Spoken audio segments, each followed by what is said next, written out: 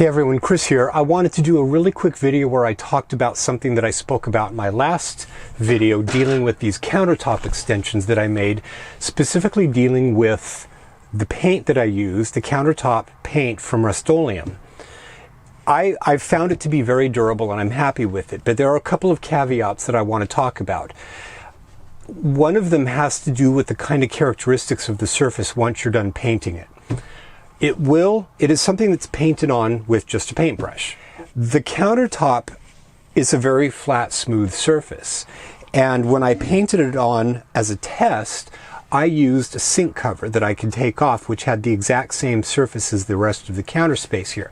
Now the counter space is pretty complex, small as it may be, and I determined after painting this on that I didn't want to go to the hassle of trying to paint the rest of this surface right here, even though I didn't like the color and I've never been a fan of this color. So with this test, I lived with this for 6 or 7 months in the RV. Using it every day, putting stuff on it, treating this just like counter space. I did end up having just 2 or 3 minor spots that flaked off, but that was after a lot of heavy use.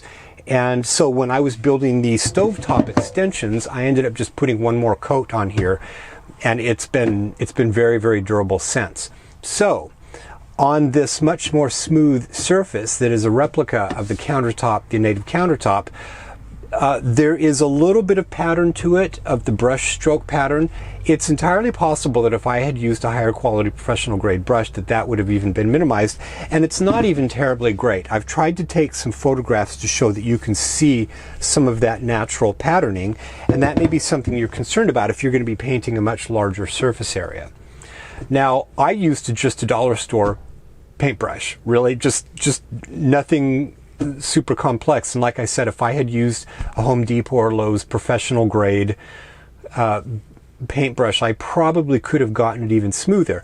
But in a lot of average looking, you don't necessarily see it until you happen to hit the light right, where there's a specular glint on it, and then you can kind of see it. So for me, it's not too much of an issue. Now, when I created these extensions, I used that plywood and I didn't bother to sand it down. Now, if I were to create these again, and I had a little bit more time because I did not have much time to create these before I left, I would have spent a fair amount of time sanding these surfaces until they were very, very, very smooth.